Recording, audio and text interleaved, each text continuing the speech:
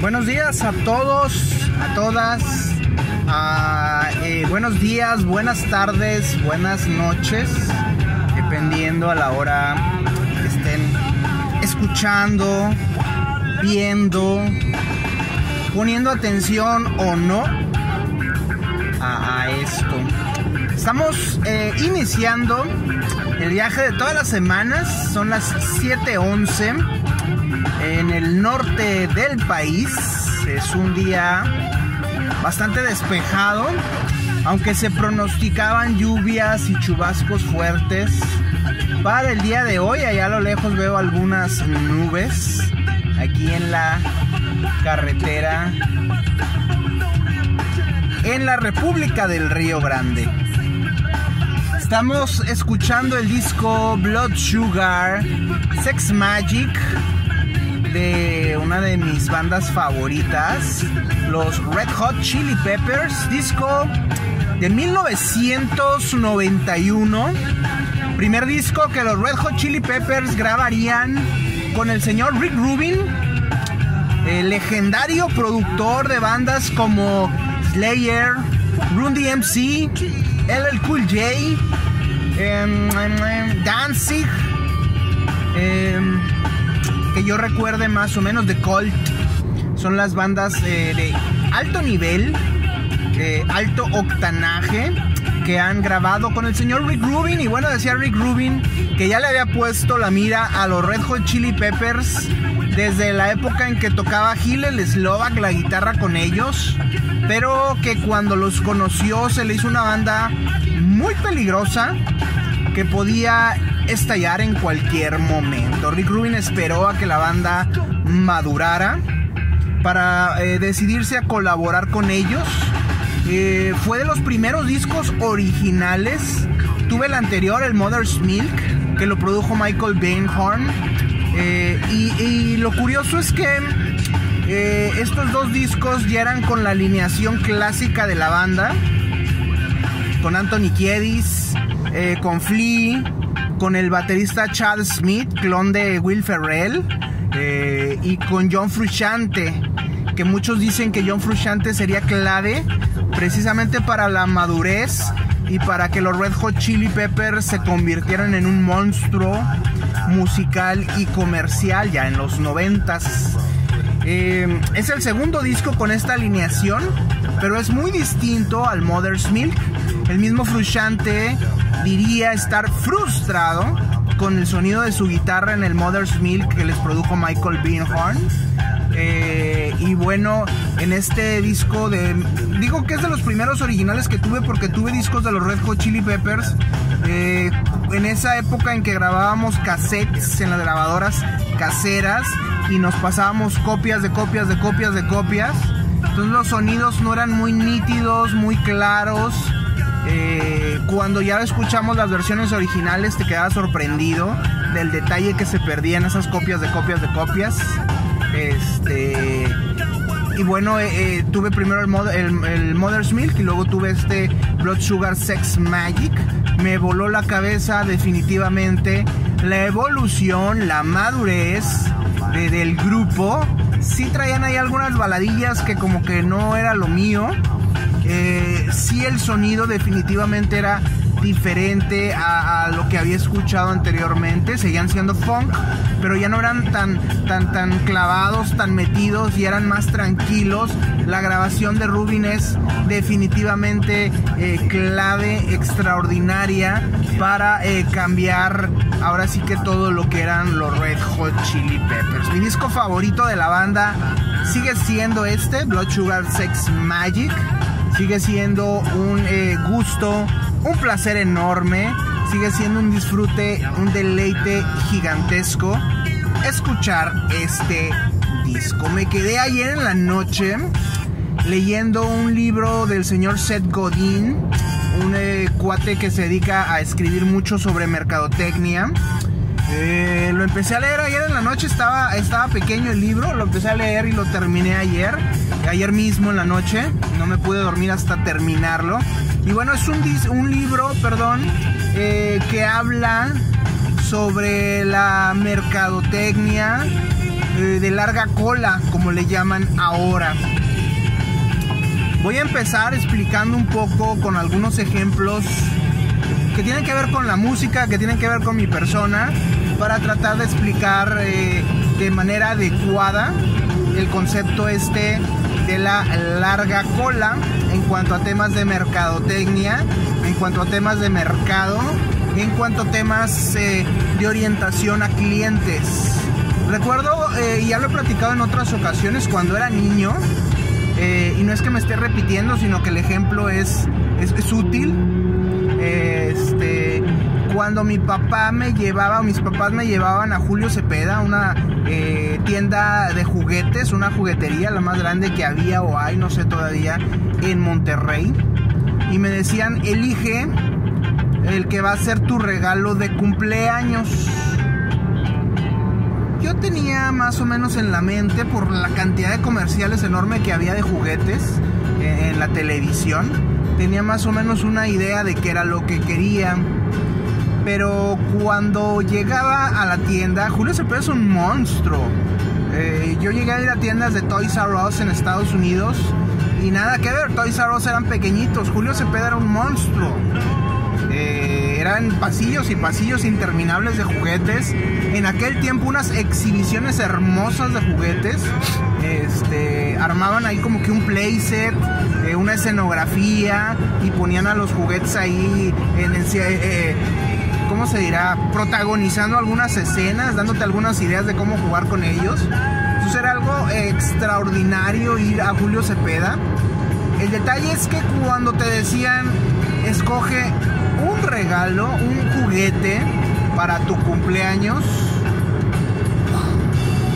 como decía un escritor, con el tema de la paradoja de la elección, se complican más las elecciones cuando tienes más opciones, y eso nos crea un cierto ruido, pudiéramos decir ansiedad, una cierta turbulencia en el cerebro, por ahí un brainstorming en la mente. Y recuerdo que iba yo con la idea de comprar una cosa en específico, veía tantos juguetes, veía tantas cosas, que terminaba sin poder decidir. Terminaba escogiendo un juguete que realmente no era el que me llenaba, el que quería, y terminaba saliendo, en aquel tiempo decía yo, triste, molesto. La realidad es que esas opciones terminaban haciendo complicada mi decisión, y terminaban haciendo que lo que yo decidiera no me dejara al 100% satisfecho. Eran tantas las opciones que había que terminaba incomodándome esa libertad. Igual me pasaba cuando íbamos a Estados Unidos de América, cuando era niño, y llegaba al pasillo de los cereales y me decían: elige uno.